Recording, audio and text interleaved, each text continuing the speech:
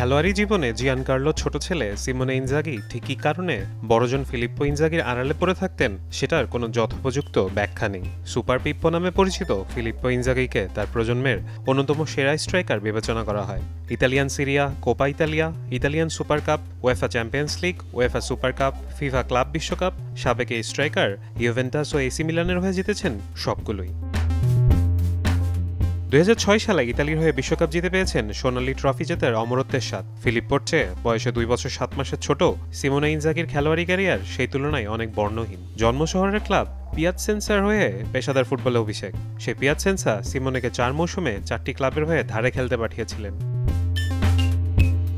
এতগুলো ক্লাবে যাযাবরের মতো জীবন কাটিয়েও সিমোনে হয়তো কিছুটা তৃপ্তি খুঁজে নিতে পারতেন, কিংবা নিজের ভাইয়ের পর্যায়ে ভাবতে পারতেন যদি তালিকায় থাকতো শীর্ষ কোনো ক্লাব। কিন্তু ইতালির শীর্ষ কোনো ক্লাবের হয়ে খেলার স্বপ্ন কখনো পূরণ হয়নি তার। শীর্ষ স্তরের ফুটবল ক্লাব ও জাতীয় দলের খেলোয়াড়ের ভূমিকায় যেখানে বড় ভাই ফিলিপ্পোর 13টির বেশি ট্রফি, সেখানে সিমোনের অর্ধেকেরও কম 6টি, সবকটি লাৎসিওর হয়ে। ফিলিপ্পো যেখানে ইতালি জাতীয় দলের নিয়মিত সদস্য ছিলেন, সিমোনের সেখানে দেশের জার্সি পরে মাঠে নামার সুযোগ পেয়েছেন মাত্র 3 বার। মাঠের পারফরমেন্সের বৈপরীত্য ছিল ব্যক্তি জীবনেও। খেলোয়াড়ি জীবন শেষ করেই কোচিংয়ে ঝুঁকে পড়েন ফিলিপ্পো। 2012 সালে এসি মিলানের যুব দলের হয়ে তার কোচিংয়ের হাতে খড়ি, কিন্তু কোচ হিসেবে পুরোপুরি ব্যর্থ ফিলিপ্পো। অপরদিকে 2016 সালে লাৎসিও কোচের গুরুদায়িত্ব দেয় সিমোনেকে। লাৎসিওর কোচ হওয়ার পরই নিজেকে বদলে ফেলতে শুরু করেন সিমোনে। এই বদলটা ছিল নিজেকে আরও উন্নত করার প্রয়াস। সিমোনে এখন ইতালিয়ান সিরিয়া জয় দলের কোচ।